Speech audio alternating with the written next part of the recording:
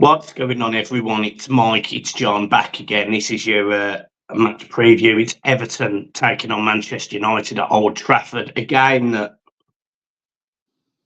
yeah, I mean, it's funny really, because I remember saying this to you before the West Ham game, that I was more confident getting something away at Old Trafford than I was beating West Ham. 45 minutes into that Everton West Ham game, I would have said no chance. We're flying. We're gonna win the lot. All positive. And then by the 96th minute of that West Ham game, I was ready to stop being an Everton fan, John. I've been like that all season, Eddie. Obviously, this game really is a bit of a catalyst for Everton this season, because we had the 10-point deduction. We went into that game very aggressive, the banners, the £40,000 raised, and all of the the stuff that went with it. And within 3 minutes, Garnacho scores a goal of probably the century, and absolutely deflated us. And obviously, this time out, we're now down to 6 points. We've played West Ham, which was the equivalent of that game, which has deflated us. We then went and won 4 straight games after that Man United game. Now, so this would be where our run starts, John. Are you thinking we're going to go on a little four match winning run, John? I'm not that positive that we're going to go on a 4-match unbeaten run, but what I will say, this is two teams that are capable of beating each other, because none of them are in top form. None of them are in any sort of decent form. If rumours are to be believed, Ten Hag's probably lost some of the players. The miffed by his training regime and is miffed by his setups in the game. So I think we've spoke about this quite regular this season on here, Michael, that our away form is a lot better than our home form. And our away form hasn't been brilliant of late, but it's been better than our home form. So I don't think there's a better time to go to Old Trafford and maybe win 1 or 2 games on the run. I think you're pushing the boat out with 4 there. But, we want to go into this break that we've got now with 3 points in the bag, because other teams are going to be playing when we're not. We're supposed to be playing last week. Granted, it was Liverpool at home. That's being changed. But we need to get 3 points. But listen, what worries me is they have got game winners on the day. They've got Rasmus Højlund, they've got Fernandes, who can pull the strings if he's on top of the game instead of moaning and throwing his hands around. Anana, the goalkeeper, looks like he's finding some sort of form and showing why Man United spent all the money for him. But we've seen against West Ham that we are capable of creating chances. We've created chances in a lot of games, and I'm not going to go over old ground what we spoke about. We just don't score them. We need to start taking at least half of them chances. And if we take, 3 or 4 of them chances, I'm not going to say we're going to score them all, but make the keeper save them, get corners off them when we're at Old Trafford. I go there. I've said to you before we started recording the video, I've got a feeling, but I said that about West Ham as well, and I said that about Brighton, and we've got 1 out of 6 there. So we go there, play our own game, play the football we were playing when we went on that unbeaten run of 4. But how many games it was, Michael, where we went on that run, and after Man United had knocked the stuffing out of us with that worldie that he scored, because it did deflate us. You're quite right. It deflated the players, it deflated the crowd. I don't think we sang a song about the Premier League after that, because it took the wind out of our sails. And a goal like that against anyone would do that, because it was a worldie, as you quite right say. But going there, if we can keep their main players quiet, get that solidity back in the defence and keep Højlund out. And, I know there's a lot of shit going on about Rashford, and his own players are having a pop at him and the media are having a pop at him. But again, he's capable of putting in good performances and scoring goals. If Everton can stay strong at the back and keep Rashford and Højlund out and keep Fernandes quiet in the middle, I think we do have players to go there and get something. Again, I will say it again, sound like a broken record. Chances we create, we have to take them if we are to come away with anything from there.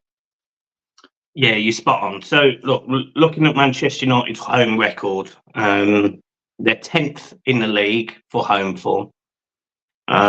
They've played 13, they've won 7, they've drew 1, they've lost 5. They've actually got a minus goal difference at home, which I must say, I can't remember the last time I remember Manchester United being that poor at home. Well, I can't remember them only winning that amount of games at home out of 13 games. And just to reiterate before you carry on, listen, it's not the Old Trafford fortress that it was in years gone by under Alex Ferguson. It's not the team that it was under Alex Ferguson. They have gone backwards.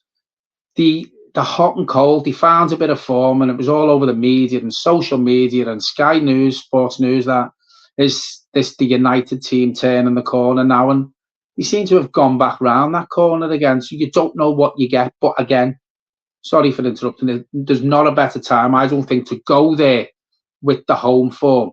That is unheard of for them. Yeah, they've actually lost their last 2 at home in the Premier League. A 2-1 defeat to Fulham, if you remember. Iwobi scored the winner in the last minute, and obviously they lost against Manchester City last time out.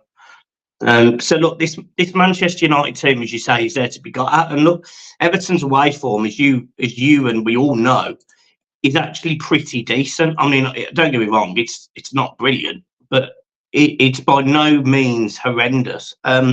The only problem is in our away form is we haven't won in the last 5. But in those games, you know, the draws, you know, the games that Everton are not winning away are kind of killing us, because, you know, we were 1-0 up against Brighton until the last minute. And that hurts us. You know, we put in really good performances away from home in some of these grounds, and we haven't quite got over the line recently because of not scoring enough goals. And obviously that translates from home anyway, because it was our home form that was awful and our away form that was doing okay. I'm now worried that because our home form's bad and we're not scoring goals, it's now affecting the away form. Yeah. Everton are more than capable of getting something out of this game, but we need to see more from certain players. Now, on Sunday, I think it was, we absolutely crucified some of the players, some of the tactics, some of the decisions that Dyche has made. And the only thing I ever ask of managers and players is that if they listen to content that content creators make, they just listen to our opinions. I'm not saying we can make them better footballers, because we can't. We're not as good as them. You know, they're in real time. They know what they're doing on the pitch, and they have their reasons for the actions that they take. But the fundamentals are, we need to keep up the energy. We need to keep going. We need to keep pressing. We need to keep pushing. We need to stop crosses. We need to get closer to our man, especially after 60, 65 minutes. Dyche has got to make substitutions quicker. He sets up the team quite well, Dyche. He just gets it wrong when he makes substitutions, and that's so frustrating. And I get there's not much on the bench, but bringing on a Dobbin or a Chimiti is better than McNeil that he's blowing out his backside, or Harrison, who hasn't delivered a cross. You've got young, hungry players on that bench, and I would argue that is a better option. In this game, Everton are going to have to make subs, because Jordan Pickford, I don't know where this comment's from, and I've seen it on Twitter, I've seen it on the news somewhere. But he's essentially come out and said that we can run all over Manchester United. And I sat there and I thought, that's a very bold comment to make if you've made that comment before going to Old Trafford. So, I think we can get something. I'm just reluctant to hang my hat on it, if you get what I mean, and say, yeah, we're definitely getting a point or definitely getting 3. We're more than capable. Manchester United are more than hit and miss. But as you rightly say, if you're Marcus Rashford, if you're Fernandes, if you're Højlund, if their better players turn up on this occasion, they will beat Everton. And it's horrible to say, but that is a fact. I think it's the attitude that these players are going to go into the game with. As I said before, you know, if you look at some of the comments, and listen, I think Ten Hag knows he's gone at the end of the season. I think it's pretty obvious to fans from other clubs. I don't think he'll be there next season. I don't think the players really want him there next season, and that's just in my opinion. Any Man United fans on here, don't shoot me down. I think a lot of you will probably agree with me. I don't think they'll be on their game. And I think, as I said earlier on in the video, this is probably the best time to go to Old Trafford, Michael, and get 3 points, which, if you look at some of the games gone by, you know, Brighton, West Ham last week, the chances we had, Everton seemed to be playing in games recently well for 60, 50, 60 minutes. And then the arse just falls out of it around the time that the manager should be making substitutions. But the problem we've got is he's making the wrong ones. And as you quite rightly say, we're not blessed with a brilliant bench. But he comes out and he says things like he took Beto off because he was fatigued. But yet, we spoke about this. He kept Dwight McNeil on for 91 minutes, who was blowing out of his own arse from 30 minutes. So when he's coming out with comments like that, I don't think he knows what substitutions to make. You're quite right with what you say. His setup's good. His first 11 is okay. But it's his in-game decisions that have cost us quite a few points this season. If he can iron that out and make the right changes at the right time, Everton will be picking up more points than what they have been recently. If he gets that right at Old Trafford, because everything that's going on around that club, I'm going to put my head on the block here. I think we can get 3 points. Yeah, I just want to correct something I said earlier. So I'd said that Manchester United had lost the last 2 at home. It wasn't. They've lost the last 2. They've played Fulham at home and they lost to City away. So, yeah. Okay, starting team. Tactically, Mike there. Tactical Mike. Everton team, Pickford in goal, Mikalenko, Branthwaite, Tarkowski, Seamus Coleman comes in at right back for me. Midfield, we obviously don't quite know the injury situation, but people have been giving this kid quite a bad rap at the minute, but I actually think he did all right. So I do still go with James Garner in the middle. And I'll probably go with Ladrissa Gana-Gay over Onana. And I'll play Decore in front of them. On the right-hand side, I do stick with Harrison. On the left-hand side, I actually start Dobbin. And up front, I start Better. I know there's some big calls there. I know there is. And I know some people will say, why are you dropping Onana? I'm not saying Onana had a bad game at all.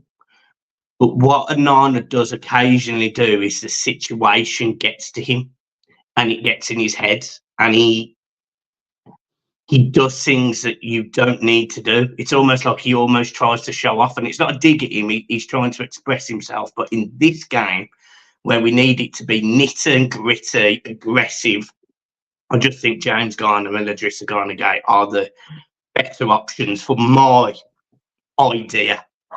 I don't think Dwight McNeil offers enough in terms of being aggressive into a man, and that's why I start Dobbin and ask him to be really touch tight to the right back that he's against. So that's my team. John, what about you? I agree with most of it. I don't know if Coleman's fit. I know he was back training. If he is fit, I have no problem putting Coleman in because I think he's the best right back at the club. Yeah. If he's not fit, and listen, I've slagged the kid off quite a bit and said he's not Premier League standard. So I have no problem putting Patterson in over Godfrey. Godfrey hasn't done it for me at right back. So again, goalkeeper, left back, centre half, exactly the same as you, Coleman or Patterson. Midfield, totally agree with you. I think Garner's got a point to prove. I know it was a while since he was at Man United, but he did play for them. Players always tend to go back and try and have a good game. For me, I wouldn't be too arsed putting Beto on the left. I think there was a game this season where he started him on the left and he had a good game. I can't remember which game it was, so I'd have no problem playing Beto on the left, to be fair, because he's direct when he's got the ball under control and he has got a bit of pace and he's strong. The only thing that worries me is, does he keep their right back quiet? Does he help our left back? I don't know. So I wouldn't have no problem, but I probably don't think Dyche will. So again, better up front for me over Calvert-Lewin. I do stick with Harrison, but he needs a very good performance, in my opinion, Michael. Just a shame Dan Juma's not fit for the left-hand side, because if he was, I'd have no problem throwing him in. And I totally agree with Dobbin. I think Dobbin will give us more. I think he's more athletic than Dwight McNeil. I think he'll try more. I think he'll have more energy. I think he's more direct. Instead of beating a player, coming back, beating a player again. Dobbin will run at their right back, but he'll also try and get in behind them to deliver the ball for Beto. But what he'll also do, Michael, what you find with Dobbin, because he's so direct with that turn of pace, he will take the full back on and also get into the box as well. You don't that with McNeil. So again, totally agree with you about Dobbin on the left. And for me, again, better up front. Yeah. So I mean, I pretty much agree with everything you just said there. Score prediction? 2-1. You said it so confident, you know. Been thinking about it all morning. I'm going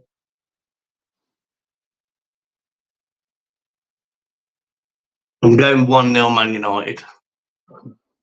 See, well, I can't say nothing because I've predicted a lot of games this season will get beat. I know what you're saying. I think it's 0-0 at 65 minutes, but I don't trust Dyche with substitutions. There's in-game management, as we spoke about, isn't it? When the changes have got to be made, you can't trust them to make the right one. Yeah, and that's the thing. We're going to need legs in this game. And if he keeps the 11 on the pitch, then I do think Man United will find a way through. I think it depends what Man United turn up and whether the Man United that turns up can be arsed, Michael, because, again, I'll reiterate it again, they're not playing for the manager. I think it's pretty obvious. Yeah, cool. Okay, guys. Well, I hope you've enjoyed this week's match preview. Obviously, this is before the team news, the injuries and whatever have been discussed. So, look, we're sort of like that, but hopefully we'll be okay. And we'll keep smiling. We'll support the team. John will be there. Make sure you go and say hello to him if you see him. He's going to be sitting row A of the director's box. The prawn damage brigade. And look, let's wait for news about this potential Everton new owners Premier League meeting that was meant to be happening this week, because I'm sure if it has or is, we should find out something about it soon. So, guys, keep smiling, up the toffees. Peace.